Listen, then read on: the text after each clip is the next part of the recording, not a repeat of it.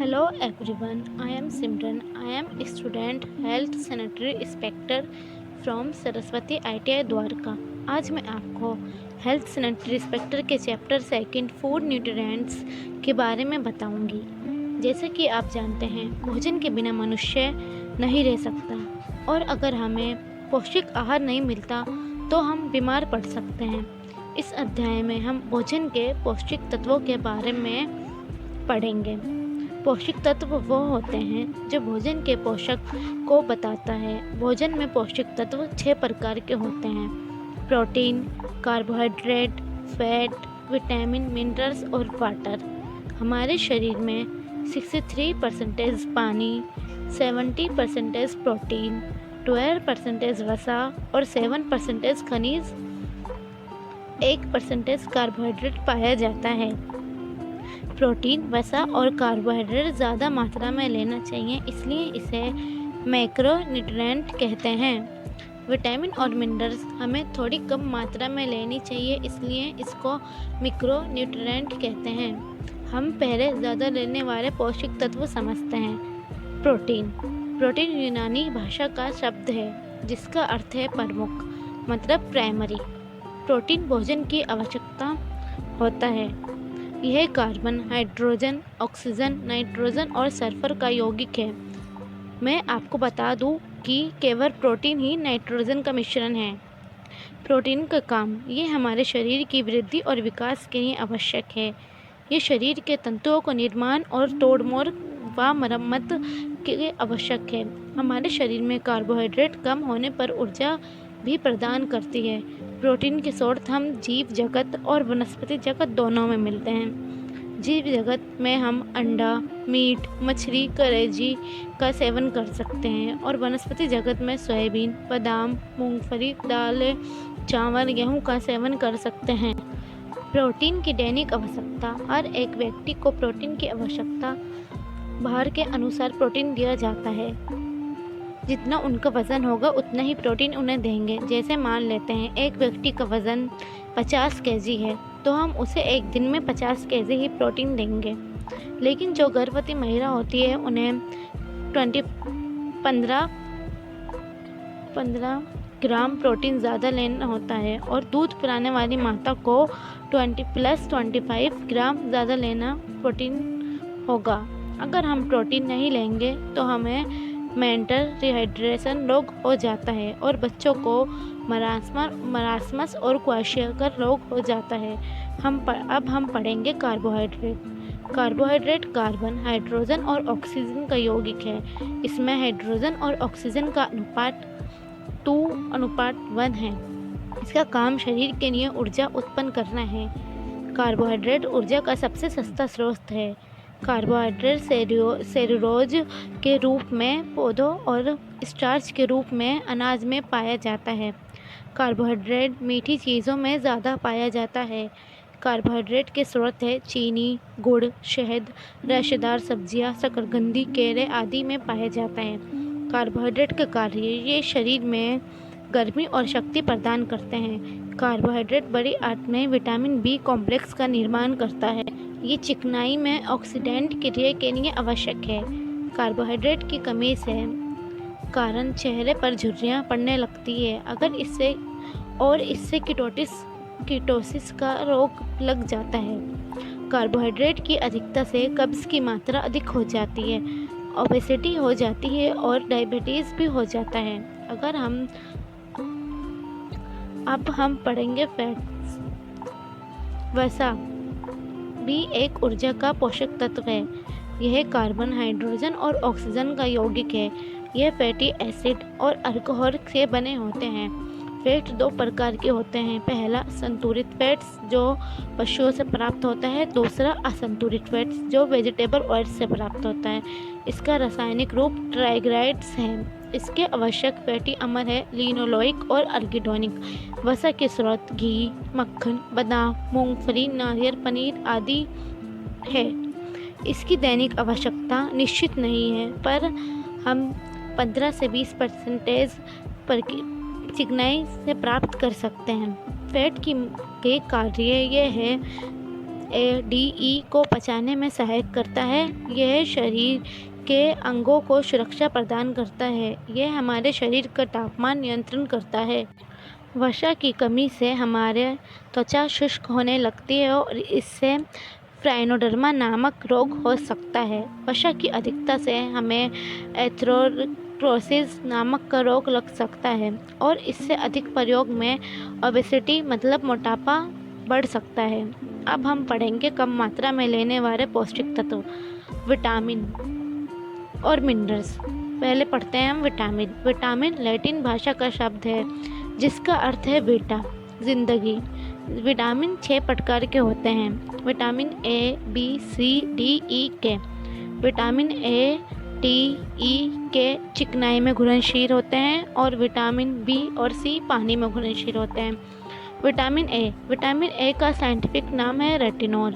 Vitamin के कार्य है सबसे ज़्यादा महत्वपूर्ण है आँखों के लिए और ये कीटाणुओं से होने वाली बीमारियों से बचाता है। विटामिन ए के स्रोत दूध, मक्खन, पनीर, दही, अंडा, मीट, मछली, गाजर, टमाटर, आम, पपीता आदि। विटामिन ए की कमी से नाइट ब्लाइंडनेस, ज़ेरोप्थेल्मिया, केराटोमलेशिया, बिटोट स्पॉट बीमारी लग सकती है। विटामिन ए की अधिकता से एनोरेक्सिया नामक रोग लग जाता है। विटामिन ए के कार्य है शरीर की वृद्धि करना और यह पीले रंग का होता है। यह सूर्य की किरणों से नष्ट हो जाता है। इसकी दैनिक आवश्यकता बच्चों के लिए 250 से 300 mg, बड़ों के लिए 700 mg होता है। विटामिन डी का साइंटिफिक नाम है कोरिक एसिड। इसको एंटीरिकेट्स भी कहा जाता है। इसका रासायनिक सूत्र है C28H42OH। विटामिन डी का सूर्य की किरणों से अधिक मात्रा में प्राप्त होता है। मछली, घी, कलेजी, अंडे इसका प्रमुख स्रोत है। विटामिन डी का कार्य हड्डियों को मजबूत करना, दांतों में एनिमल नष्ट होने से बचाना। विटामिन डी की कमी से रिकेट्स, ऑस्टियोमलेशिया, ऑस्टियोपरोसिस रोग लग जाते हैं। इसकी अधिकता से रक्त में कैल्शियम और फास्फोरस की स्तर बढ़ जाता है। इसकी दैनिक आवश्यकता बच्चों के लिए 5 mg, बालिकों के लिए 2.5 mg और दूध पिलाने वाली माताओं के लिए 10 mg है।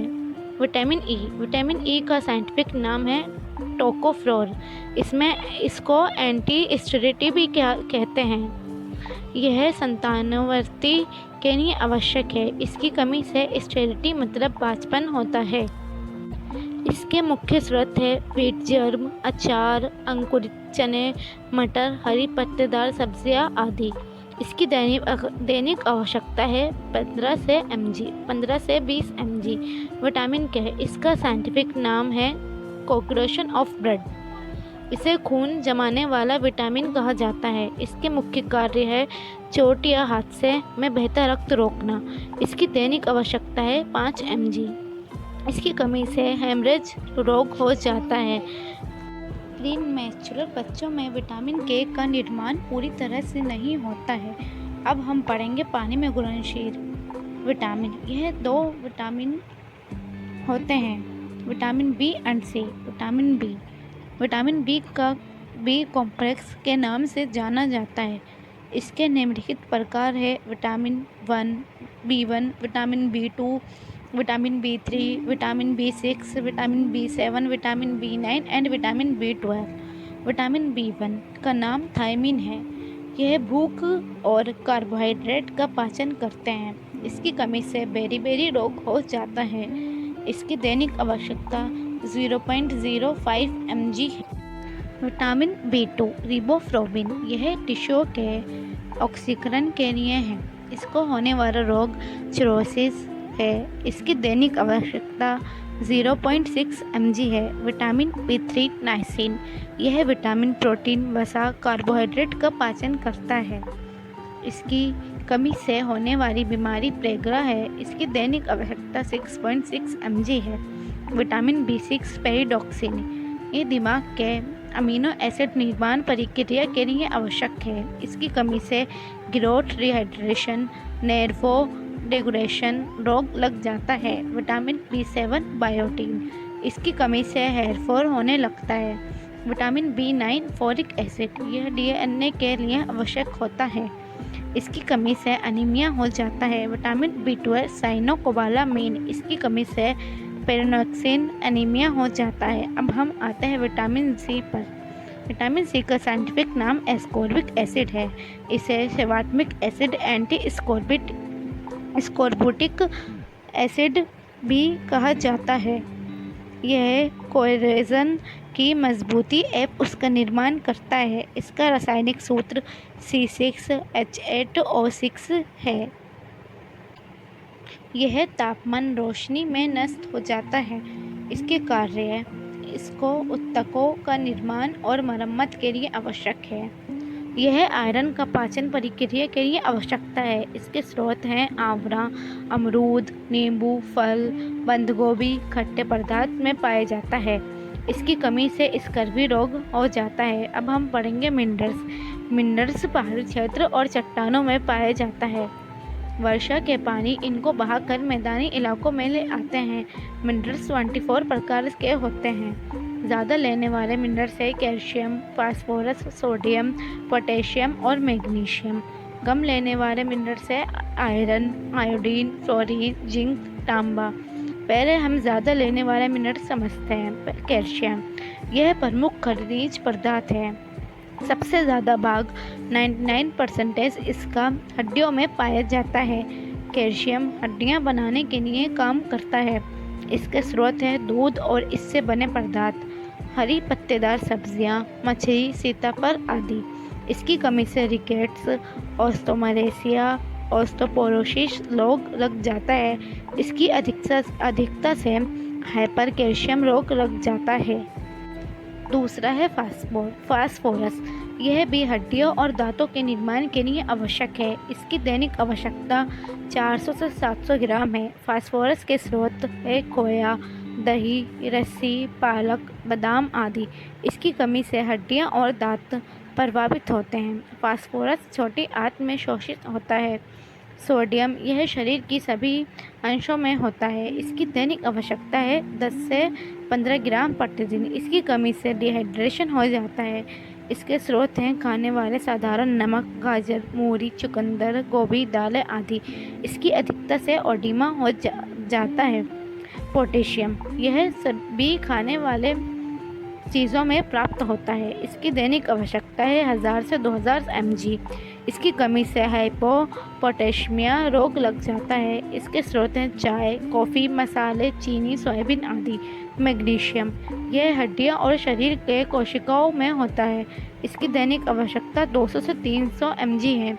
इसकी कमी से डायबिटीज़ हो जाता है। अब आते हैं हम कम लेने वाले मिनरल्स। आयरन, इसमें 75% मात्रा खून में होता है। यह हीमोग्लोबिन का निर्माण करता है। इसके स्रोत हैं हरी पत्तेदार सब्जियां, तेल, बीज, फल, अनाज आदि। इसकी कमी से अनीमिया हो जाता है। आयोडीन, यह थायराइड ग्लैंड के लिए आवश्यक है। इसमें दैनिक आवश्यकता 500 mg होती है। इसके स्रोत मछली, मांस, पानी, दूध, अनाज, पालक, टमाटर आदि है। इसकी कमी से ग्वाइटर, जवानों में मिक्स ओडिमा और बच्चों में क्रिटिनिज्म हो जाता है। फ्लोरीन, यह हड्डियों और दांतों के लिए आवश्यक है। पानी इसकी प्राप्ति का मुख्य साधन है। मछली, पनीर, चाय भी फ्लोरीन पाई जाती है। इसकी कमी से फ्लोरिस नाम की बीमारी लग सकती है। कॉपर और कोबाल्ट, यह शरीर में हीमोग्लोबिन में उत्पन्न के लिए आवश्यक है। इसमें स्रोत है कलेजी, मूंगफली, मांस और तांबा। इसकी कमी से अनीमिया हो जाता है। जिंक, यह प्रोटीन के पाचन के लिए आवश्यक है। इसकी कमी से भूख नहीं लगती।